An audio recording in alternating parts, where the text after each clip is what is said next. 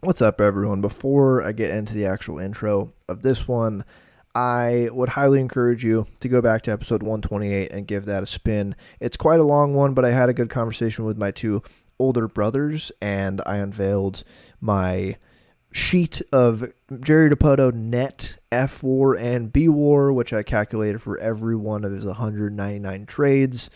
We talked about a lot of those trades. We played a little fun guessing game. If you really like the Mariners and enjoy hearing names of Mariners who were on the team in, 2015, I recommend that you go listen to that one. It was super fun to record. It's a fun listen. And if you do want to see the actual sheet that I'm referencing from this podcast where I did all these calculations, there's some fun charts and graphs in there as well. It's on my Twitter at chaosball1977. And if you have any questions or anything, you see any errors in the sheet, you can email me. My email is in the description of this podcast, or you can just slide into my DMs on Twitter. But without further ado, we can get to the actual episode. Thank you so much for tuning in. Welcome back to episode 129 of the Chaos Ball Podcast. Hello, everyone. We're back. Baseball has started. World Baseball Classic has kicked off. Spring training is in full swing. Brennan Davis is becoming the Mariners' official 2026 spring training guy is this guy going to do things this year for the team? And I'm going to tell you right now, I'm skeptical, but he's interesting. Cole Young looks awesome in spring. Spring training is great, but if you are not familiar with my game, which I'm sure many of you are not if you haven't listened to the pods back in last spring training or the last spring training before that, I don't watch a lot of spring training generally. I'll throw it on every once in a while. A lot of the time it is on during the day, which makes it a little bit harder for me to watch with a job. But that's an excuse because I even if I wasn't working, I don't know how much spring training I'd be watching. Like the WBC has been on in my household during my work day at home since it started, basically, a couple days ago. I keep up with spring training via the internet, beat writers, videos, podcasts, things of note from spring training. It's good to take some things from spring training, but every year I'm not fully tapped in. I mean, again, guys are ramping up. Guys are working on stuff. It's not that serious. I don't ever think there's a ton of takeaways from spring training. I think the prospects are the most interesting part. If Cole Young continues to just rake in spring training, I think that does mean something. I think that just means probably he's going to start on the opening day roster.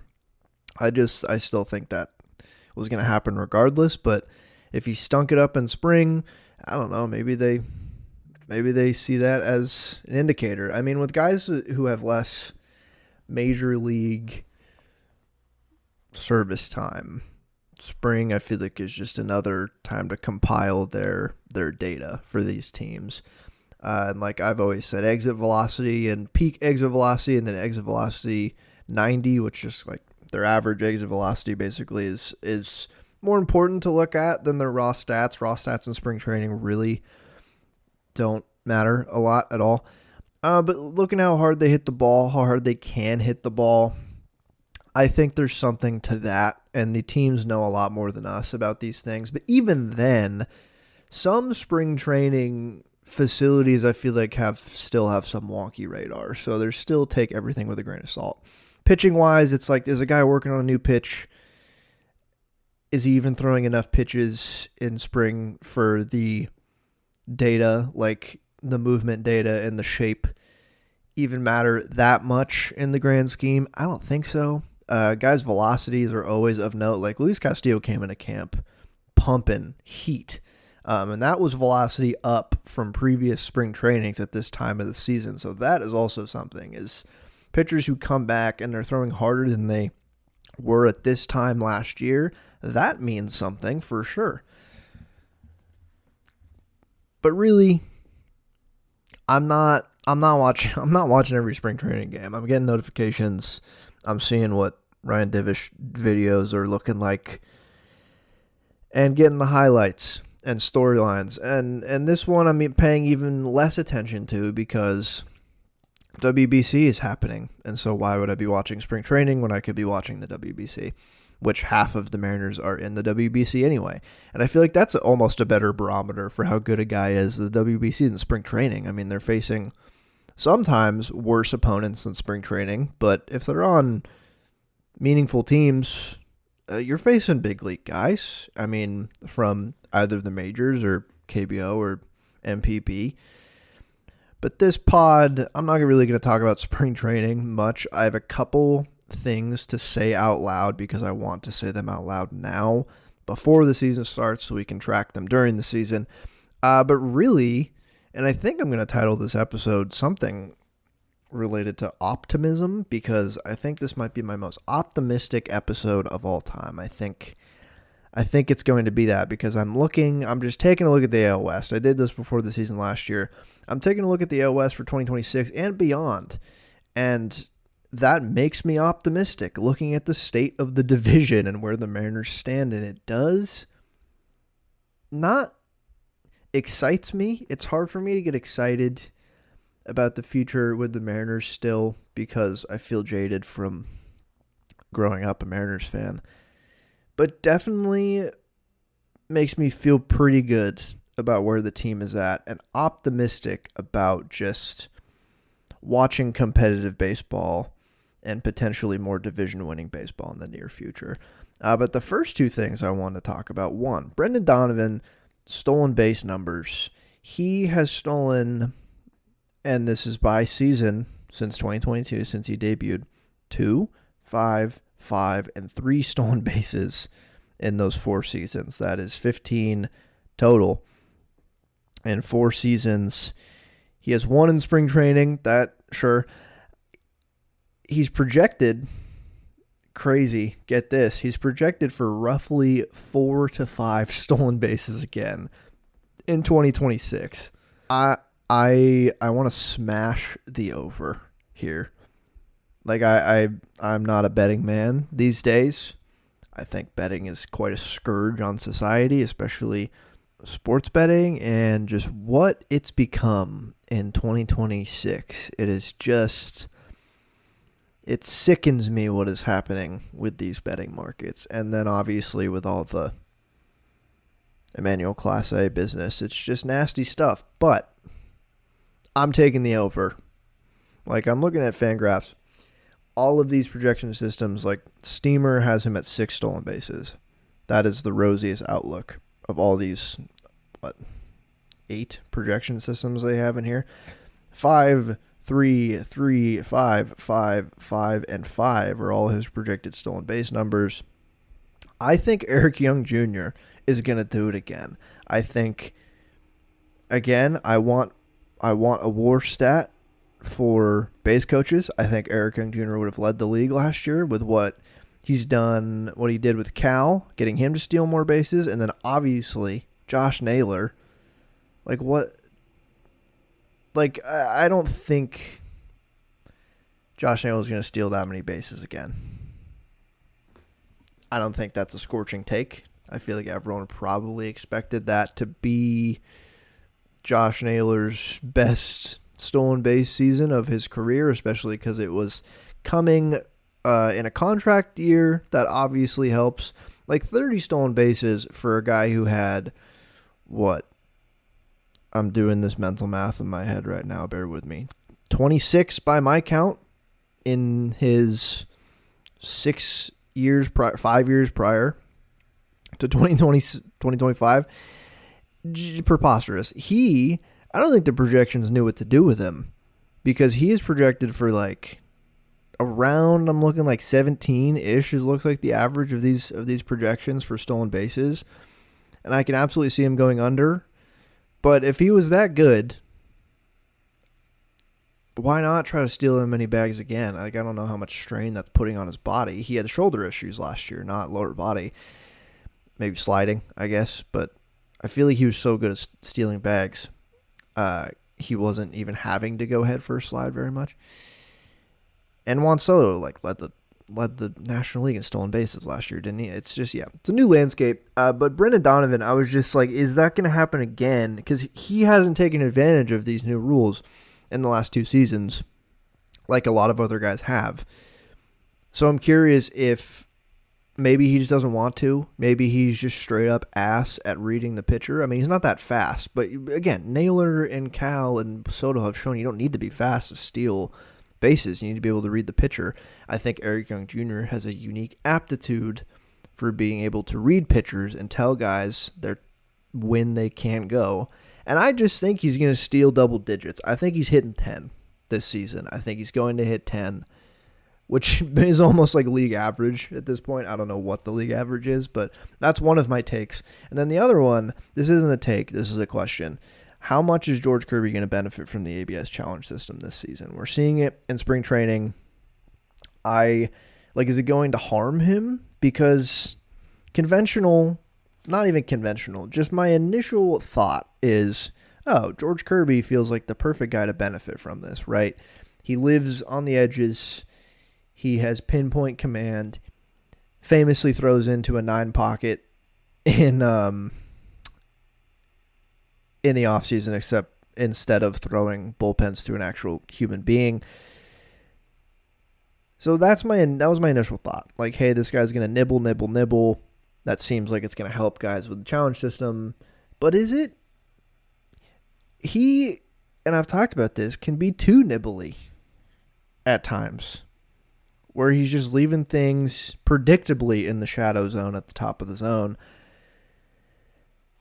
And maybe he'll get actually challenged out of a lot of calls where he probably benefits a lot from, I have no stats to back this up, but benefits from close calls either way. And I don't know which way it swings. I mean, close calls out of the zone, like maybe it'll even out. Maybe he won't benefit that much at all.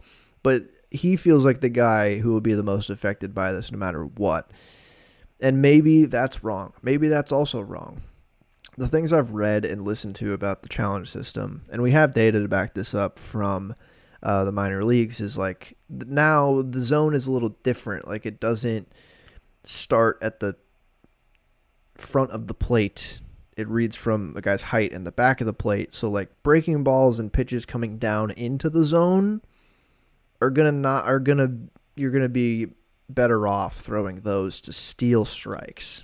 Because if it clips the back of the zone, like a slider at the top of the zone or curveball or something, it might not be a strike at the front of the zone, but it clips the zone at the back. And that's just going to be a strike now. George doesn't really do that. I mean, he's fastballs at the top of the zone, really. He doesn't throw a lot of breaking balls. He loves the sinker, front door sinker to lefties. I don't think that's going to change. If you look at his data, like his swing take data, he's obviously a guy who succeeds in the shadow zone, which we've talked about on this show, and you know this, the shadow zone. It's just the edges of the zone in and out. And historically, he has a slight below average take rate in the shadow zone. So there's more guys who are swinging at his pitches in the shadows than league average by like the last 3 seasons, by pretty much closer to 4% the last 3 seasons. And he's succeeded very well. Like that's where most pitchers want to be. That's obviously where Kirby is a lot of the time. He can get, again, too predictably there with his fastball, with his four seam, which his four seam is not that good. So I just don't know. Like, that was a lot of words to just say. I have literally no idea. I just wanted to say it out loud so we could track it this season, because I am going to be really interested to see who it affects the most. Like, is it going to really affect, like, Brian Wu obviously loves the high fastball. We love a low arm slot, low vertical attack angle fastball king, like Brian Wu. Is he going to get squeezed by this zone? I have no idea. I wonder if George is going to, how many challenges he's going to have. It sounds like this pitching staff is mostly going to leave it up to Cal, which is probably smart. I do think Bryce Miller is the most risky to just shoot from the hip and get it terrible challenge wrong this season, which I'm looking forward to. But I don't know. If you're thinking about this, I want to hear what you think, because I have talked myself into circles about whether Georgia's going to benefit from this or not. I just have no idea. And again, maybe literally it'll even out. And since he nibbles so much, he'll probably get challenged a lot. Like maybe his volume of challenges will be great. Like maybe he'll lead the league in getting challenged or challenging pitches, like Cal challenging his pitches. And so maybe it'll just be a full, he gets lots of strikes challenge, he gets lots of balls challenge, he wins some, he loses some, it evens out. We'll see. But that's it for the two things I wanted to say before we get into the Chaos Ball Optimism Hour, which I've never once said out loud before just now, and I like the way it sounds. That's what the episode is going to be titled. We're talking about the AL West. The pitiful, sad sack division in the American League. And now it's not quite as sad as the AL Central. The NL Central has the Cubs and the Brewers. I mean, it still has the Reds and the Pirates, and the Cardinals are going to be terrible next season. But historically, like the NL Central, it's fine. The AL Central really is like disgusting. But the AL West, I think, is even sadder because you have a lot more money in this division than the AL Central, and it's just so bleak with the competition. Like, it's not like there aren't good teams, but these teams have the means to be so much better than this, than most of the AL Central teams do. And that's why the AL Central is so bad. Those teams are cowardly with their money. Admittedly, smaller markets, sure. I mean, like Detroit and Chicago. Like, Chicago's not a small market, but you get my point. The division's bad. The Mariners are comfortably projected by pretty much everyone and every computer to win this division, which I personally hate. Talked about that with my brothers on the last episode, how much we hate that. We hate people looking at us as Mariners fans. Just let us exist. Expectations are not something I'm used to, and I'm still getting used to them after the year they had last year. Like, Fangraphs has the Mariners winning 88 games, 88 and 74. They have them with a almost 62% chance to win the division. And they have us with the highest odds in the American League to win the World Series at 8.6%. Higher than any of the AL East teams. And I think that's just because the AL East is so good. Those projections always look modest, and it's just because that league is damn good. The division is so good.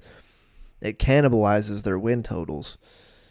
Like, you plop any of those teams in the Central, and they're probably winning the Central. Maybe not the Rays, but I'm confident about the other four. And PECOTA, Baseball Prospectus's system, what is it? Let me see if I can remember the acronym. The Player Empirical Comparison and Optimization Test Algorithm. I just looked that up. I got that exactly correct. I'm so proud of myself for that. You know why I have that memorized is because in high school, when I was really getting into baseball nerd stuff, like Baseball Prospectus, Fangraphs, all that, I memorized that so that I could whip that out at any time when someone's like, oh, what's PECOTA? You know who never once asked me about PECOTA? Literally anyone. So I never got to do that. But I did just now. So PECOTA has the Mariners winning 94 games, which is too high. Come on, guys. 94? Respectfully, that is too high. But they have them with a 93% chance to win the division. Oh, no, my bad. 76% chance to win the division.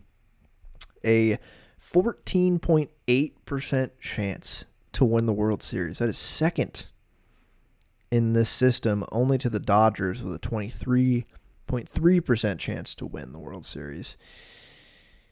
Fangraphs, the Mariners are third in that regard, but first in the American League. So that is outrageous. And then PECOTA has the Astros winning around 84, 85, Texas winning 84, the A's winning 77, the Angels winning 67. Fangraphs has the Rangers and Astros in a dead heat for second with like 80, 81 wins, so they don't like them as much. The A's with almost 79 wins and the Angels with 72, 73. So yeah, it's projected on everything pretty much for a comfortable Mariners victory by at least 8 games in these two projection systems. At least, like, realistically, like with some errors, it still is like comfortably putting them ahead by 4 or 5 games in the division race. 88 versus 94, Fangraphs versus PECOTA. I'm going to be the enlightened centrist here and say this team should probably be projected for like 90. PECOTA is so rosy on this team. I think that talent-wise, I think this is like right on with PECOTA's projection for talent. Like, I think this team on paper, just looking at it with everyone healthy, 95 win team. Like, you see, like we've seen, this pitching staff has a particularly high floor, not only because they're all not bad starting pitchers, they're all pretty damn good, and they pitch in Seattle. The ceiling of the pitching in the bullpen is high, not the highest, and then the offense, the depth is there, the star power is there, the minor league depth is there too for like the prospect upside.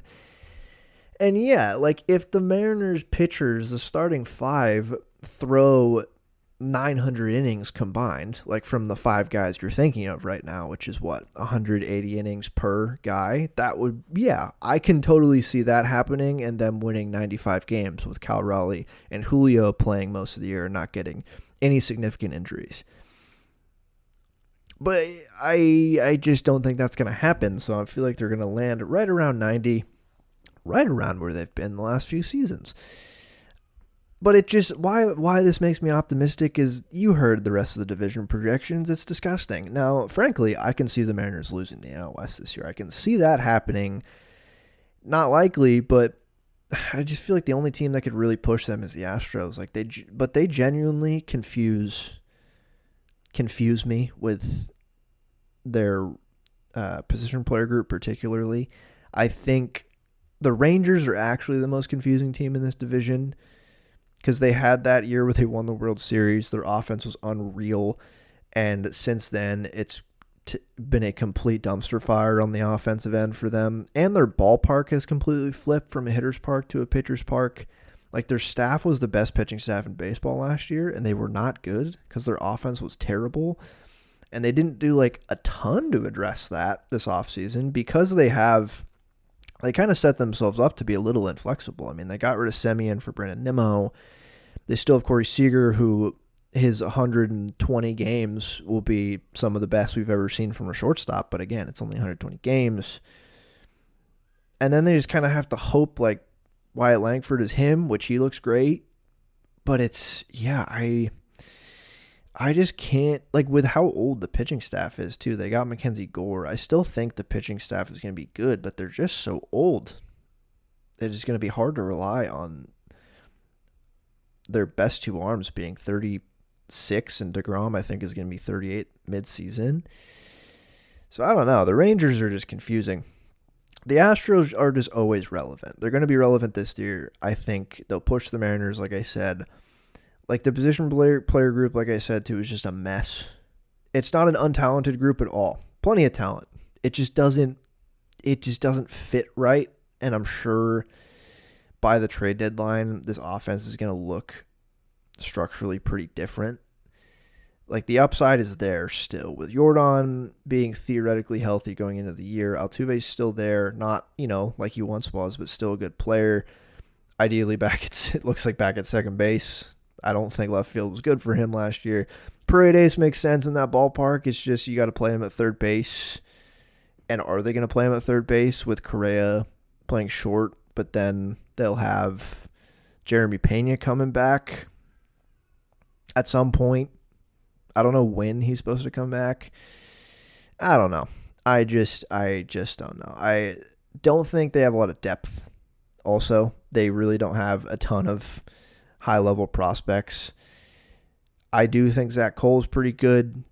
And I think any injury on the pitching side, I feel incredibly confident in them to replace that. I feel like they just know as an organization how to produce arms that can get outs effectively.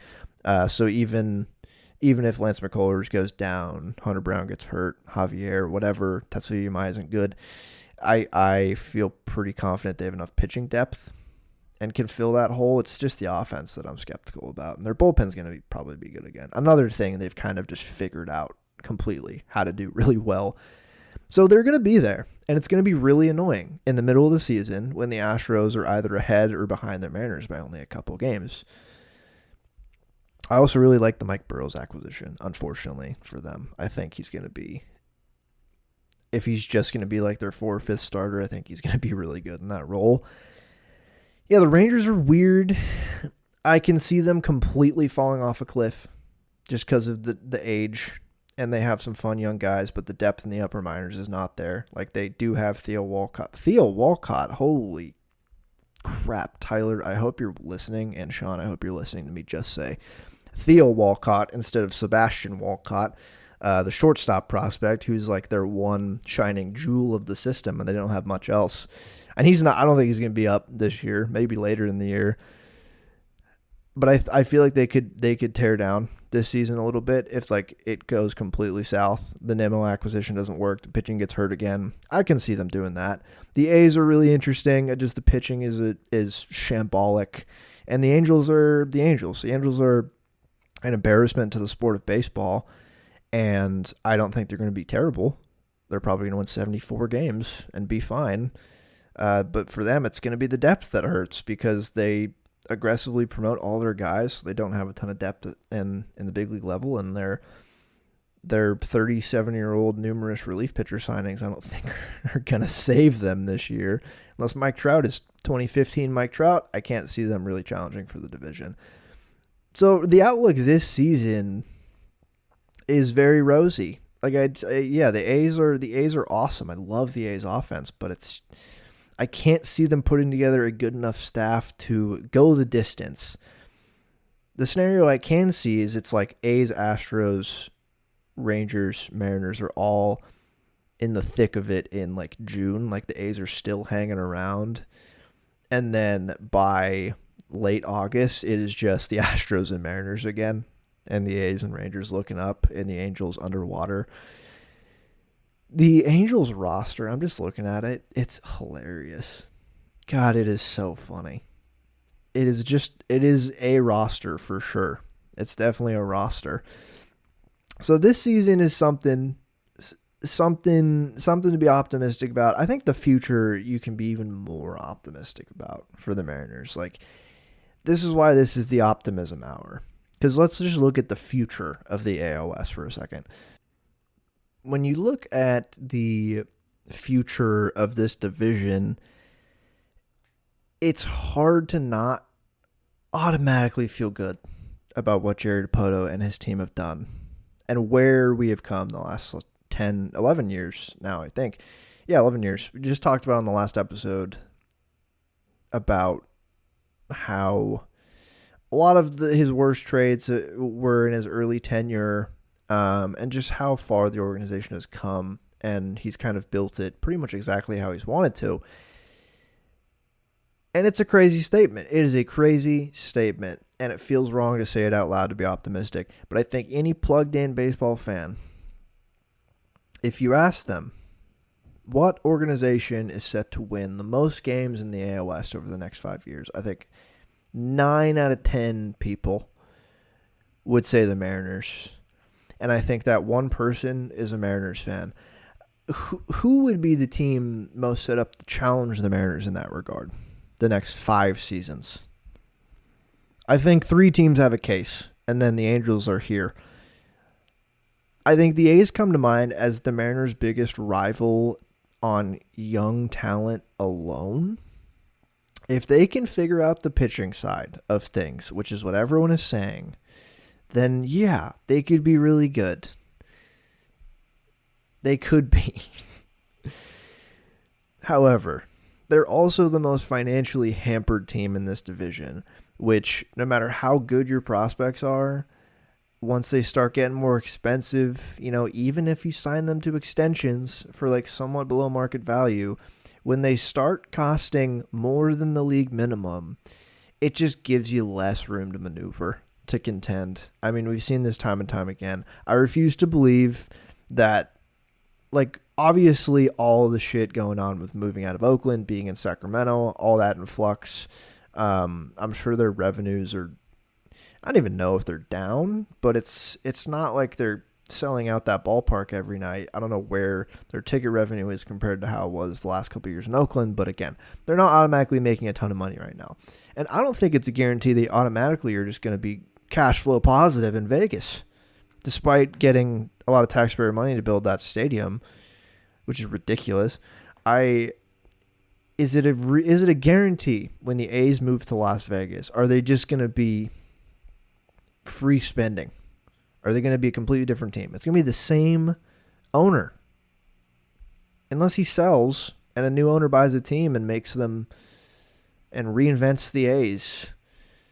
I just don't see it happening with Fisher still at the helm. Even if like their revenue numbers go up, it's still going to be the A's. And when push comes to shove, are they going to trade Brent Rooker in 2 years when his contract is at its peak? Are they going to be able to extend Nick Kurtz, or is he going to go through ARB and they're going to trade him in arbitration? Like, is stuff like that going to happen even after they move to Vegas? And I feel like we just can't count on them automatically being a spender. And this young talent couldn't be coming at a worse time for how the front office is currently going through it and how the team is going through turmoil. Like if the 2024 A's happened like the second year they're in Vegas, it'd be perfect, right? They might move to Vegas, and I'm skeptical it's going to happen in 2028. I'm very skeptical that they're going to meet that date.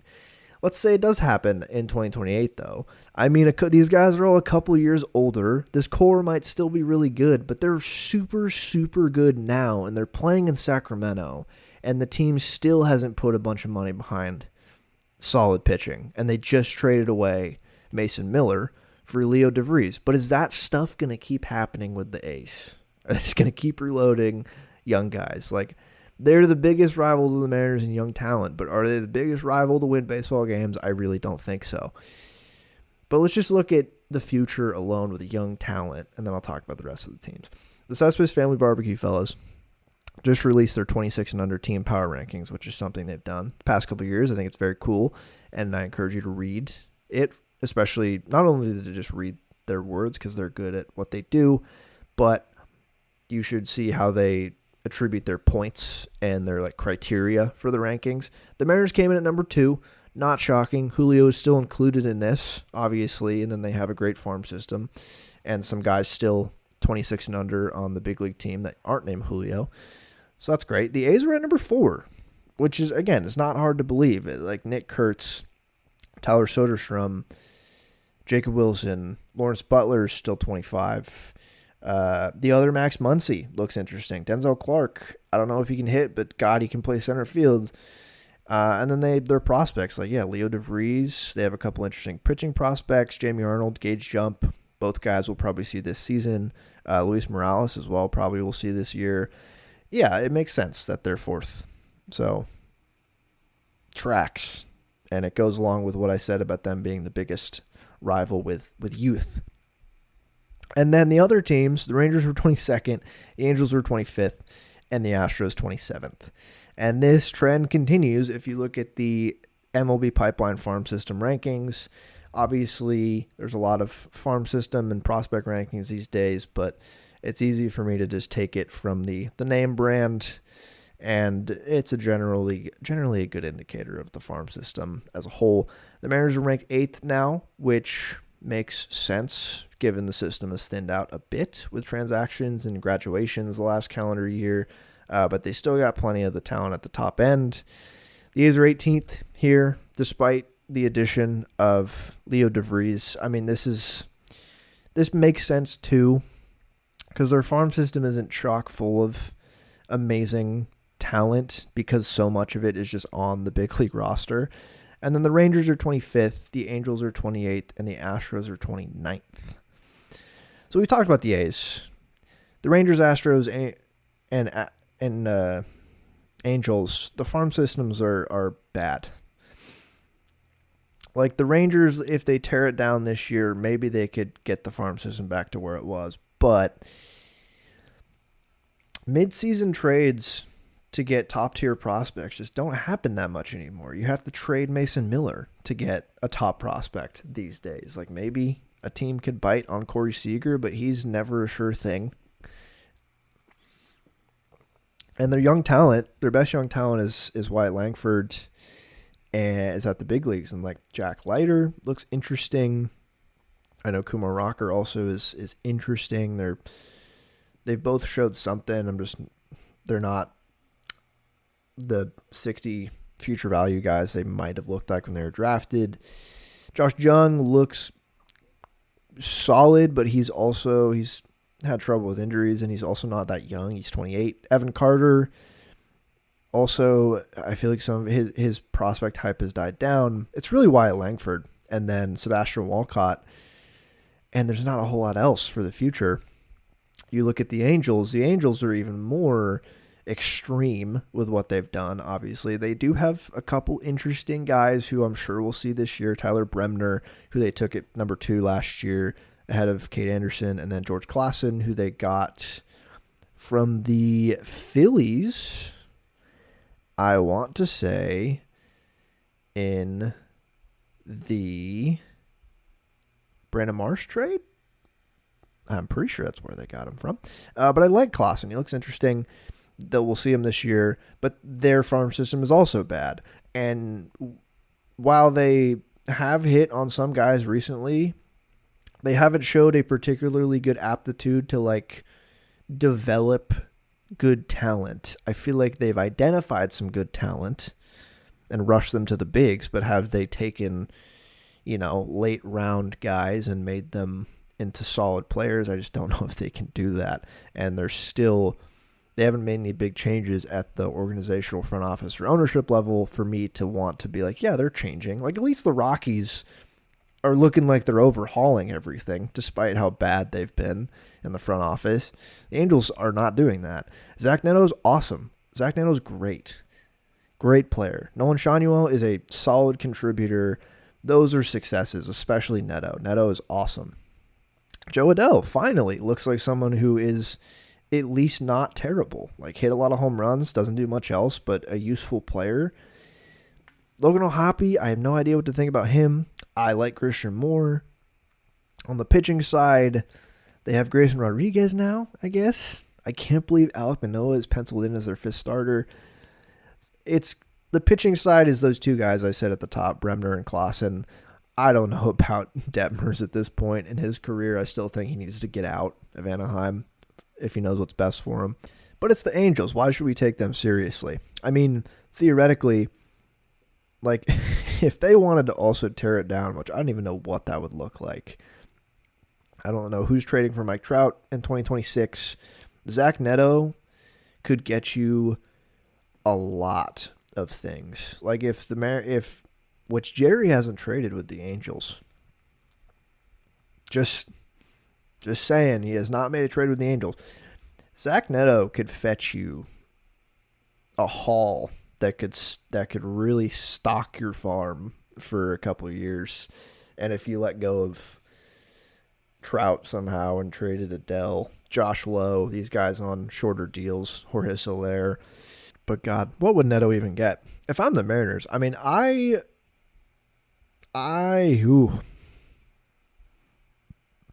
it would make almost no sense to trade for him because you have Colt Emerson. But let's just say we don't have Colt Emerson. I mean, I would trade Ryan Sloan and others. I would not trade Ryan Sloan for that much at this point. After the past month, I was really high on him coming in. I said, I think in the offseason there was like Ryan Sloan for Ketel Marte straight up. And I said, yeah, I would do that. I still would consider that. I would definitely include Ryan Sloan in a trade for Zach Neto. I would like Farmelo, Sloan, something else. Zach Neto's awesome, man. But it's the Angels. Let's not talk about the Angels anymore. They're not a threat these next 5 years, and I will eat those words if I'm wrong. And then it just leaves the Astros. And again, the Astros farm system is bad. I completely opposite to the Angels. I do trust them to kind of pluck guys out of nowhere and make them better, though. I just feel like that is an identity of this organization.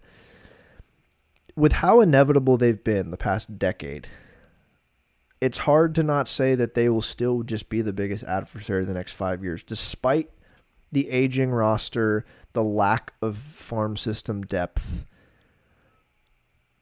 And they are run by a different front office group than they were back when they were awful and then really good. And even that group back then, they had so many top picks, and they hit on a few of them really well, but they didn't hit on every single one of them. They just had so many damn top picks. But then, yeah, they've had guys like Framber Valdez and Christian Javier, who were no-name international signings, be incredible for them. And Jose Altuve's been there so long and been great. Jordan is awesome. They're just old, and the farm system is just not there. I think Jacob Melton is interesting, but he's probably going to be up this year, and he's not. I don't think his ceiling is incredibly high. If there's anyone who's just going to hit on the draft, it's going to be them and restock a little bit that way. And so I'm inclined to just say it's the Astros, even though maybe the A's from a talent perspective. But my point is, why not be optimistic for once about where the Mariners are at, set up? They are the best team in this division in terms of young talent at the big league level. Like, let's just say talent in their 20s. The A's could go toe-to-toe with them on that, but I don't think the pitching staff can. The lineup definitely is better on the A's side in terms of the young talent, but the pitching staff, when you factor that in with the Mariners, I think the Mariners clear. And then they have far and away the best farm system.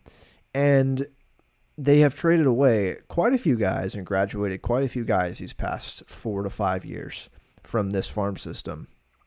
And they just continue to churn them out. They continue to not have the number 1 overall pick. And they continue to get guys like Brian Wu from like the 6th round who turn into great players. They continue to hit on like their late 1st and 2nd and 3rd round guys. They always have a couple interesting international guys to trade from the farm system or just develop.